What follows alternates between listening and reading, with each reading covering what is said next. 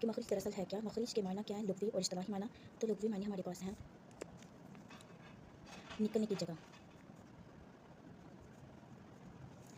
मखरिज के मायना है लुग़वी जो है निकलने की जगह।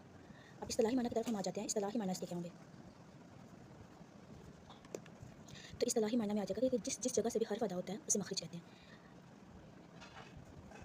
जगह से हर्फ अदा होता है वो मखरिज कहलाता है।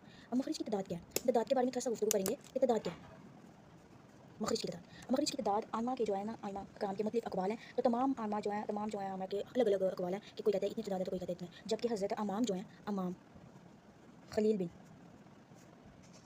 अहमद और अक्सर आइमा के नज़दीक ना इसकी तादाद है 17।